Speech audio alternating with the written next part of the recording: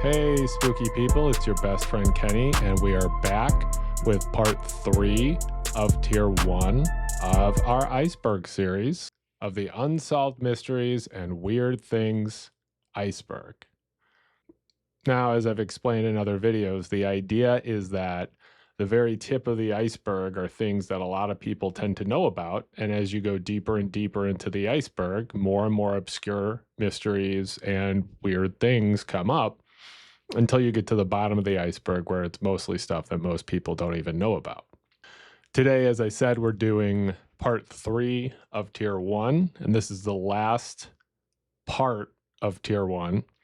The idea is you can watch any of the Tier 1 videos in any order. You know, these are all sort of the same level of things.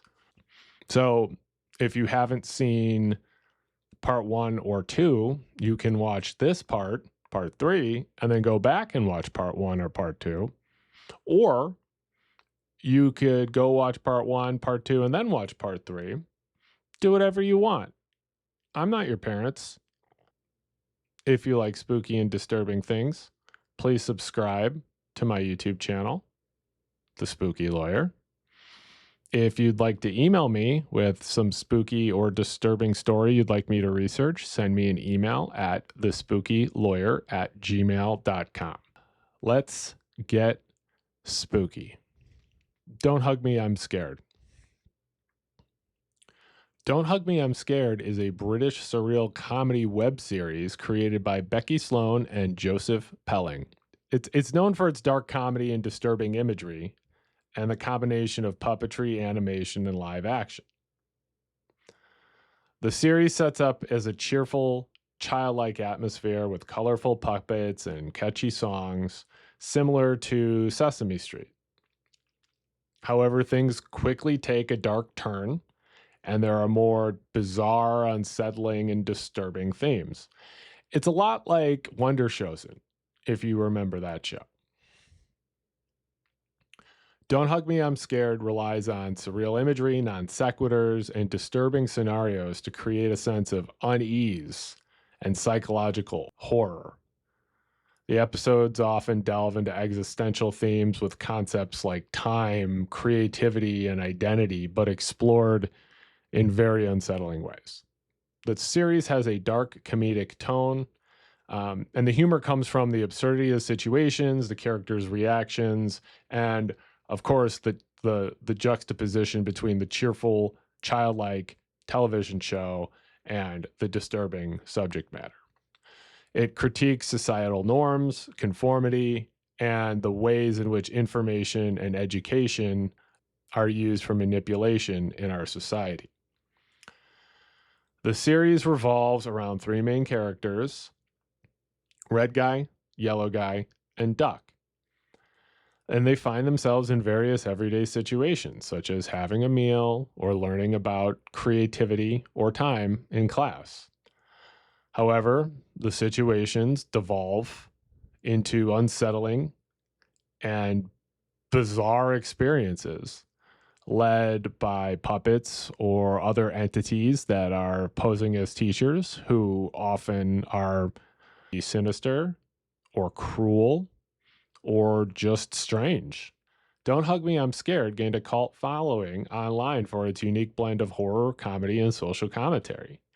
It's really one of those things that people go, okay, you got to watch this thing, and they're like, what the hell is this thing when they watch it? But again, I highly recommend it. You can find the series on YouTube, the original web series on YouTube. And there is also a British television station picked it up for an actual run on TV for different episodes. And those are also available. I think you can find them on YouTube, but you can also find them online elsewhere. Salad Fingers. Salad Fingers is another surreal and disturbing animated web series, and this one was created by David Firth in 2004. It involves the character Salad Fingers, a thin, green, strange man who lives in a desolate world. The series is one of the first weird internet art projects, animation projects that really kind of went viral. There's a lot of gruesome imagery, bleeding objects, rusty spoons, unsettling creatures. And it explores themes of isolation, mental illness, and people's reality breaking down. The animation style, sound design, and David Firth's distinctive voice create a deeply unsettling product or show. The series doesn't have a narrative structure. Instead, it presents a series of fragmented and nonsensical scenes. And this narrative ambiguity also creates the disturbingness of the show. Despite of, or most likely because of its disturbing content, Salad Fingers has gained a cult following and is considered a landmark in internet animation. Again, it was one of the first really weird internet web series that sort of explored these type of disturbing themes. You can find Salad Fingers on YouTube, and I suggest checking it out. You know, it might not be exactly for you, but it's certainly something that's worth experiencing. I Feel Fantastic. I Feel Fantastic is an unsettling music video featuring a singing android named Terr. This was created by John Bergeron in the early 2000s, and it's an exercise in the uncanny valley and creepy and surreal video techniques. Now, the uncanny valley is the theory that the more human-like an object is or a character is, the more sympathy people have for it. However, there is a certain level where it becomes a level of human-like quality that it becomes disturbing because of how similar yet slightly off the character or the subject is. So Terr, the android, is a lesson in the uncanny valley. Her movements are stiff and unnatural, her facial expressions are blank and emotionless, and her voice is monotone and synthetic despite having a human-like appearance. The song itself is also strange. The lyrics are repetitive and nonsensical, and they focus on Terra's fantasticness. The music is simple and repetitive and has sort of almost like a childlike song sound to it. The video takes place in a stark, empty room with a plain white background. This also helps make the video be more disturbing. You know, it gives off feelings of isolation.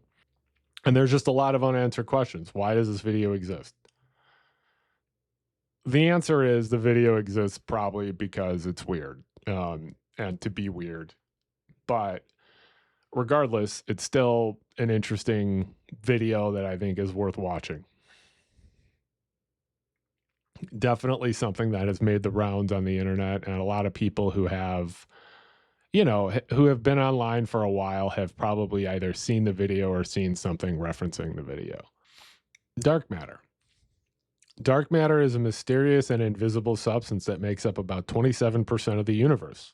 It doesn't interact with light or electromagnetic radiation, which makes it impossible to see directly. However, we know it exists because of its gravitational effects on visible matter. Now, I'm not a physicist, I'm not an astrophysicist, so if you're more interested in this, you should probably, you know, find something that someone who knows what they're talking about has to say about this. But dark matter has mass. They know that because of its gravitational pull on other objects. And it makes up about 85% of the matter in the universe, which is crazy. Again, if you're more interested in looking into dark matter or space, I would suggest there's plenty of other people who are more qualified than me to try to explain what exactly dark matter is. The Voynich Manuscript. The Voynich Manuscript is one of the most intriguing mysteries in the world of cryptography and, you know, really historical documents. It's an illustrated and handwritten script that is in a language or script that has been unable to be solved for centuries.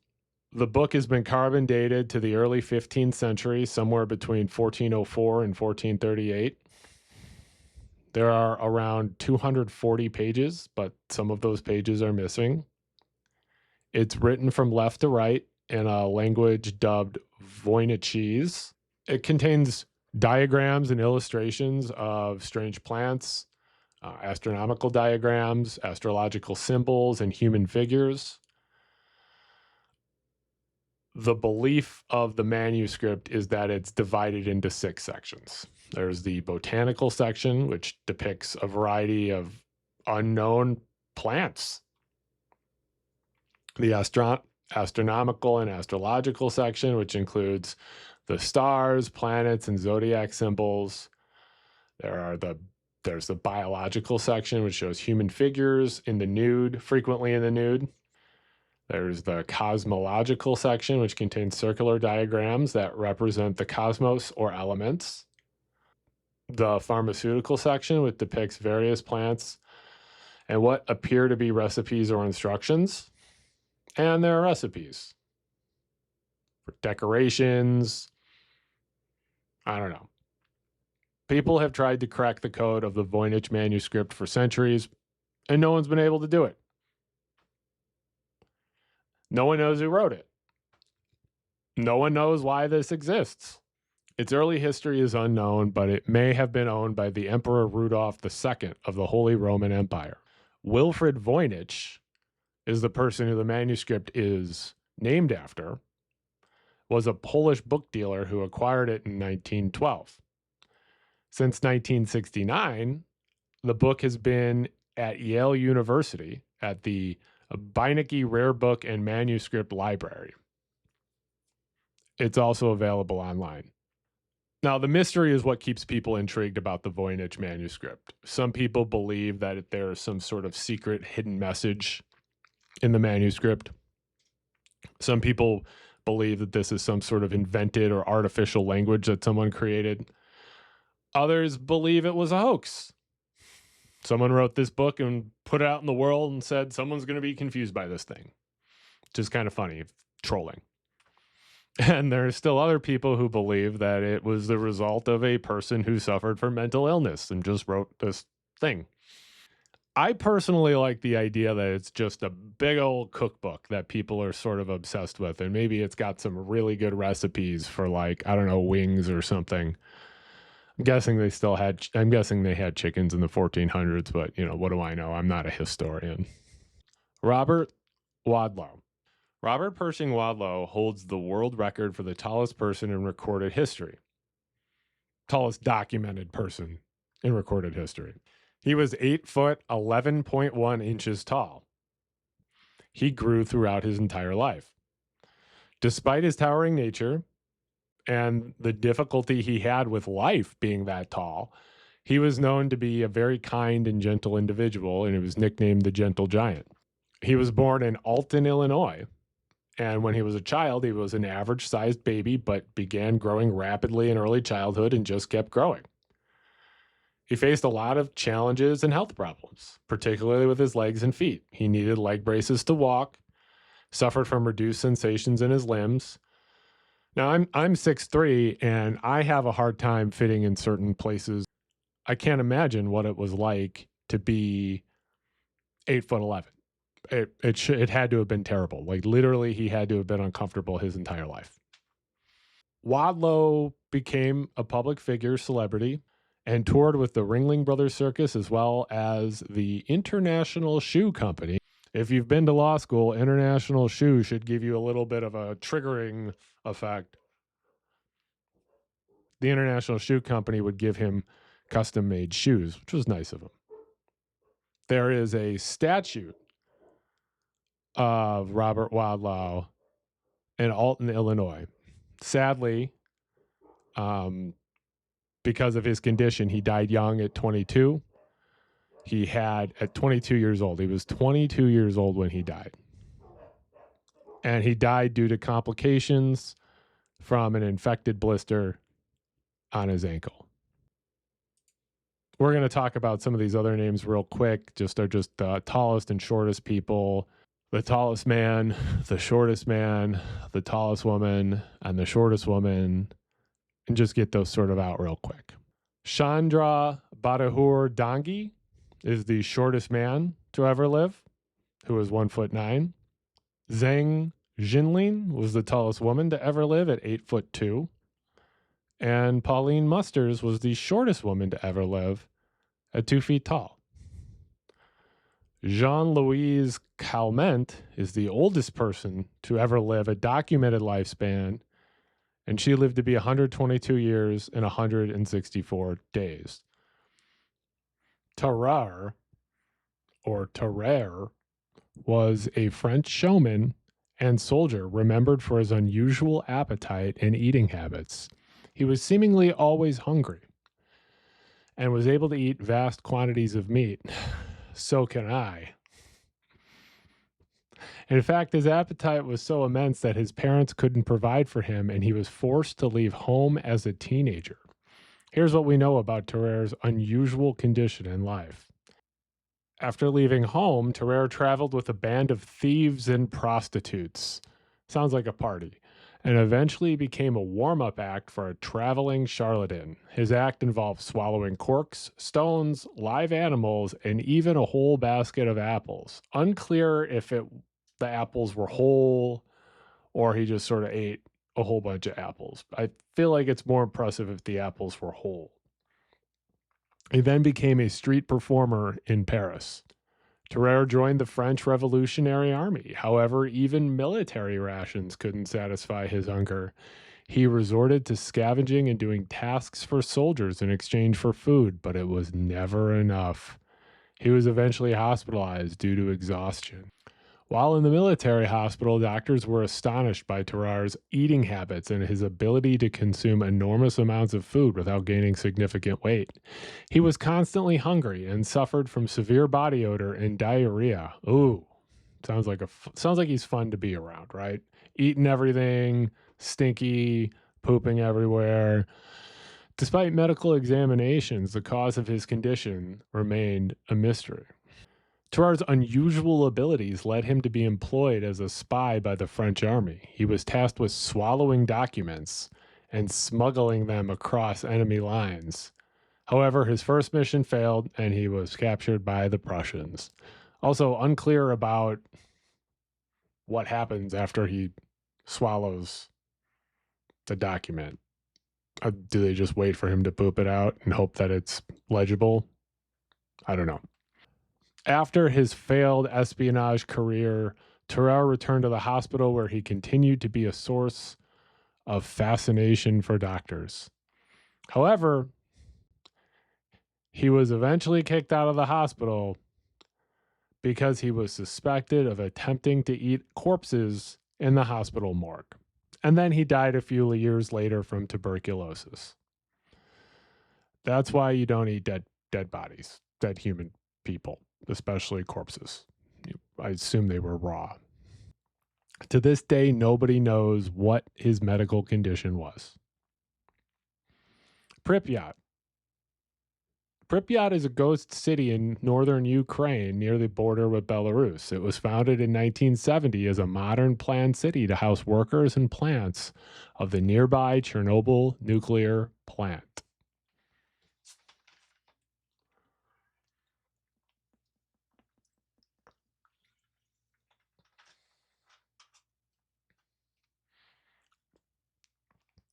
Pripyat was once a thriving community, boasting a population of nearly 50,000 people. It had all sorts of amenities, such as schools, hospitals, shops, restaurants, and an amusement park. You've probably seen pictures of the amusement park. I know if you follow me on Twitter, you do, because I post stuff from Chernobyl and Pripyat all the time. However, April 26th, 1986, the Chernobyl disaster struck. The Chernobyl disaster, of course, was a catastrophic nuclear accident that occurred at the Chernobyl nuclear power plant. A sudden surge of power during a reactor systems test resulted in a series of explosions and fires, releasing large amounts of radioactive material into the atmosphere. Pripyat, located just 3 kilometers from the power plant was heavily contaminated by the radioactive fallout. Its residents were evacuated 36 hours after the incident, and the city was abandoned, and it remains uninhabited to this day. Today, Pripyat stands as a frozen in time testament to the bygone Soviet era and is a living memorial of the Chernobyl disaster. Pripyat has become a popular tourist destination as part of dark tourism. And people can go into Pripyat because it's safe to at least be there for a little bit, take pictures, observe, the stark, desolate looking space. Actually, heading to Pripyat is on my bucket list. I would absolutely love to go to Chernobyl and view the, what is the most famous ghost city in the world. The Max Headroom Incident. The Max Headroom Incident is a piece of spooky Chicago lore that, because of the internet, has become more famous, and I think a lot of people know about it, but some people don't. It's a great rabbit hole. Essentially, it was a hijacking of two local television channels in Chicago.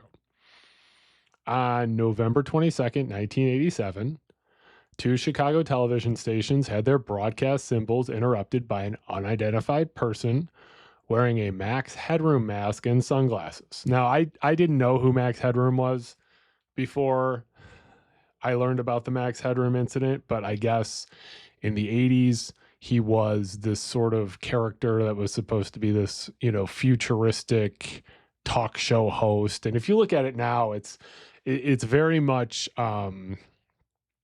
sort of retro future vibes. He's very much like a talking head, right, of retrofuturism. First up was the WGN TV intrusion. During the sports segment of WGN's 9 p.m. newscast, the signal was hijacked for about 20 seconds.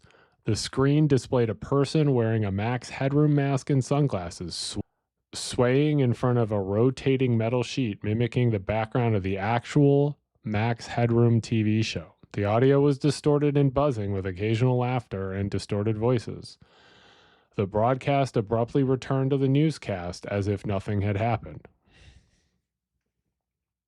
However, later that night, around 11:15 p.m., the signal of the PBS station WTTW, Channel 11, if you're in Chicago, was interrupted during an airing of Doctor Who. This time, the masked figure appeared for about 90 seconds, and he rambled, talked a whole bunch of nonsense with bizarre statements and obscenities, brought up Chuck Swirsky, who is a news sportscaster. He exposed his butt and was spanked by an off-screen accomplice with a fly swatter. And then the transmission cut back to Doctor Who. This incident, the person who did this, the person who was responsible for hijacking these two television stations, has never been found. No one knows who did it. And it's believed that it would have taken a significant amount of knowledge and technical sophistication to be able to override the broadcast symbols of two separate TV stations. There was a Vice article a number of years ago, as well as a Reddit thread a few years ago, where they attempted to solve the Max Headroom mystery.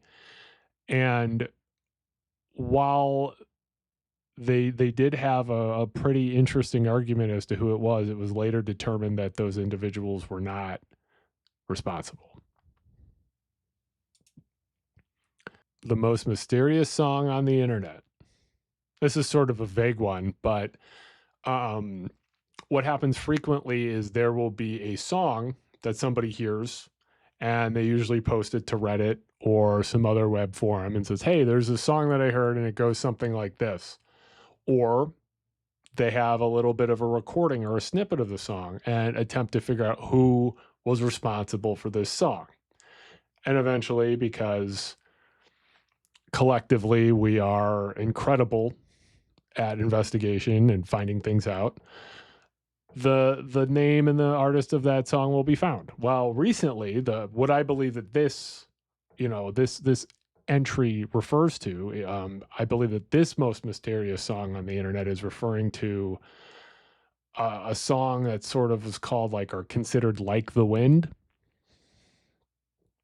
And this was recently solved just in the last few months, and it turned out it was a song that the person who had posted it had heard it on an adult movie. So he got busted a little bit. His curiosity sort of exposed him a little bit there as being a different type of curious, I guess, if you know what I'm saying. Not that there's anything wrong with that. The Isabella Stewart Gardner Museum Art Heist. There aren't enough heists these days, I mean, I guess there are some, but you can't really get away with a good heist anymore. What with cameras everywhere, and there are license plate readers on basically every highway. But the Isabella Stewart Gardner Museum art heist is one of the most infamous unsolved art heists in history. In the early morning of March 18th, 1990, two thieves disguised as police officers gained entry to the museum in Boston, Massachusetts. They overpowered the security guards and proceeded to steal 13 works of art valued at an estimated $500 million. The thieves were two men dressed as Boston police officers, and they approached the museum's side entrance and claimed to be responding to a disturbance. They convinced the security guard to let him in. Ooh, sneaky, sneaky, sneaky. Once inside, the thieves quickly overpowered the two guards on duty and tied them up in the basement. They then looted the museum and took their time to carefully select the art that they were going to steal. The stolen art, the thieves made off with a remarkable collection of masterpieces, including Rembrandt's The Storm of the Sea of Galilee, Johann Vermeer's The Concert, Edgar Degas's 5 works on paper, a Chinese bronze beaker from the Shang Dynasty, and a Napoleonic eagle. Kind of a nice little sampler of priceless artwork. The FBI and the museum have been investigating the theft, for nearly 35 years now. And no arrests have ever been made. The case is unsolved, and the stolen artwork has never been recovered. The museum is offering a $10 million reward for information leading to the recovery of stolen works, which is a pretty good reward. You get that reward, you drop a dime on the people who stole the art, and you could probably retire. You probably wouldn't have to work anymore. So let's do it. And if you do know and you report it, make sure you give me part of that fee. I would be very happy. The Catacombs of Paris. Now, I'm sure a lot of you have seen, or at least aware that, the Catacombs of Paris have all these skeletons all over the place, and it's just a very creepy looking space. But the Catacombs of Paris are a network of underground tunnels that hold the remains of over 6 million people. The tunnels were originally created by quarrying limestone, when that limestone was used to build much of Paris. By the 18th century, the cemeteries in Paris were overflowing, which was leading to unsanitary conditions. Ugh. So, to address this, the government decided to move the remains from the cemeteries into the abandoned quarries. Kill 2 birds with 1 stone. kill a giant hole with a bunch of skeletons. Starting in 1786, bones were transported to the tunnels and arranged in a specific order, creating the catacombs that we see today. It's sort of wild to think that they are in a specific order, that those bones are organized in a way. Seems like it would be a great, creepy tourist destination in Paris. The assassination of President John F. Kennedy. John F. Kennedy was assassinated on November 26, 1963, by Lee Harvey Oswald. Or was he?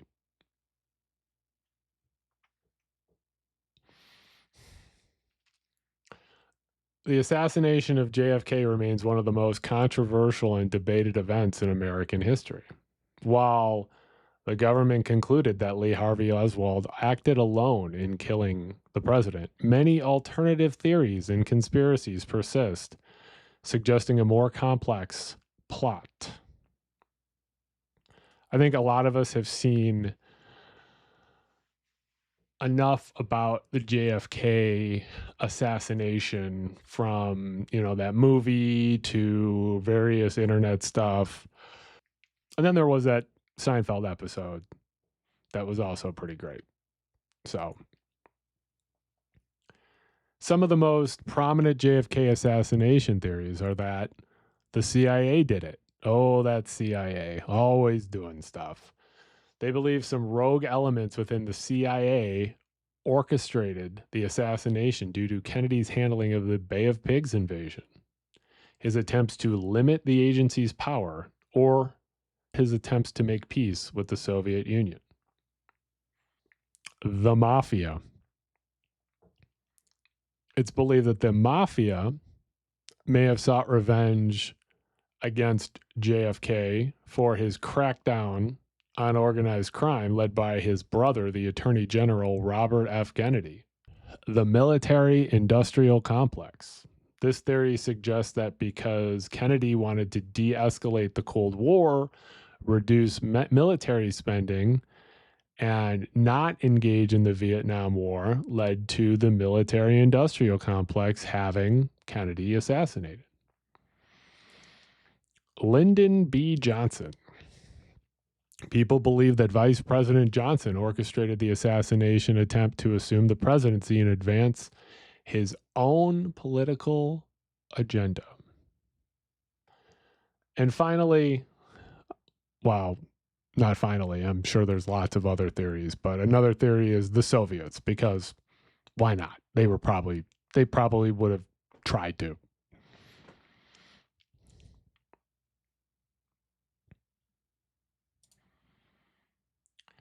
The Oak Island Mystery.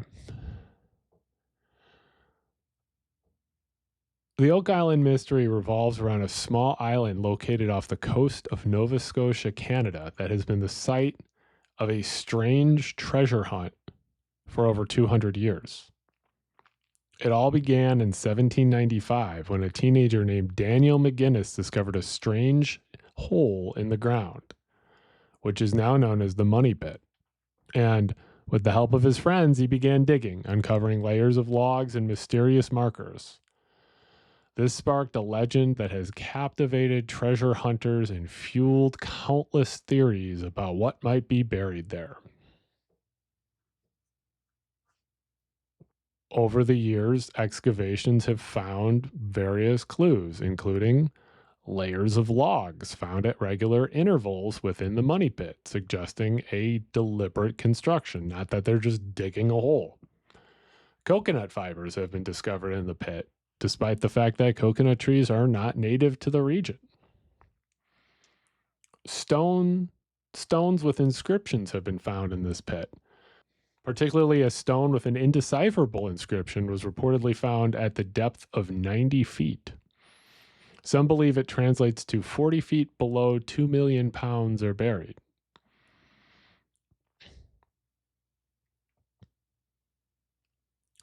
The mystery of Oak Island has given rise to numerous theories about what is buried there, including Pirate treasure. Of course. Why not? Pirate treasure. Religious artifacts. Marie Antoinette's jewels.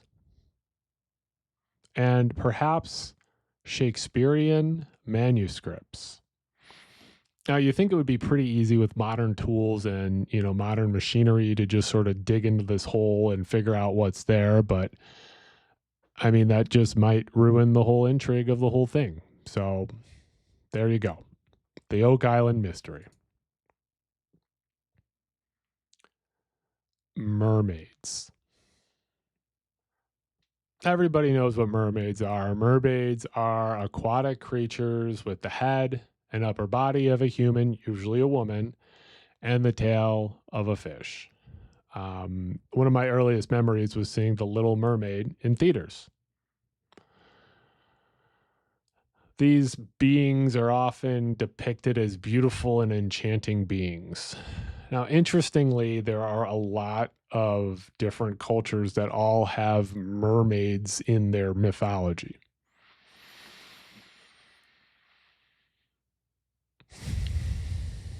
Such as Greek tradition, Syrian tradition, even some African cultures include mermaids in their stories, or what would be considered mermaids.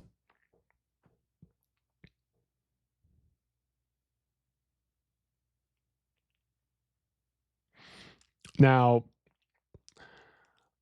a theory that I've heard about mermaids is that they were just regular sea animals that have been seen. I've heard manatees specifically were seen and confused for mermaids. And if you think about it, you've got a bunch of, pirates or people on a boat. They're dehydrated. They've been in the sun all day. They've got scurvy. They've probably only been drinking alcohol. So they might have accidentally confused, whatever sea thing that they saw for a mermaid. I think that theory holds a lot of water. No pun intended. Unless you like the pun. Then that pun was intended. And finally, we reach the end of Tier 1 with ghost sightings. Ghost sightings are reports of apparitions, figures, or other unexplained phenomena that are often attributed to the spirits of the deceased. These sightings occur in many, many, many different cultures and throughout history. And one of the most, persuasive theories about the existence of ghost stories is how many different people have had ghost sightings. Ghost sightings can be anything from seeing, a humanoid apparition to seeing shadows and silhouettes to experiencing cold spots and also unexplained noises like footsteps, voices, moving objects falling on their own, or just a general feeling of a presence of somebody when no one is visible. Now, there are a lot of paranormal explanations for ghost sightings.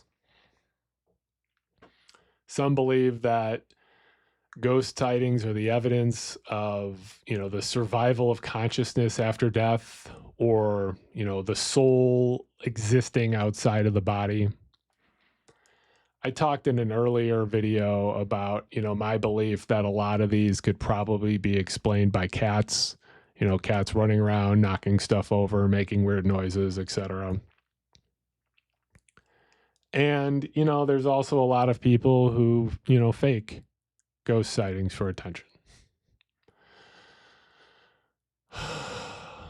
We did it, team. Good job, everybody. That is Tier 1 of The Unsolved Mysteries and Weird Things Iceberg by JuanThePickle. Juan, if you're out there, hit me up. If you're ever in Chicago, give me a call. If you like my content, if you like spooky content, go ahead and subscribe to my YouTube channel. Go follow me on Twitter and TikTok, my username is akbruce. If there are any other spooky, disturbing stories you would like me to research, please send me an email at thespookylawyer@gmail.com. Thanks for hanging with me for this whole project, and I will start on Tier 2 soon. Thank you for watching my video, and as always, stay spooky.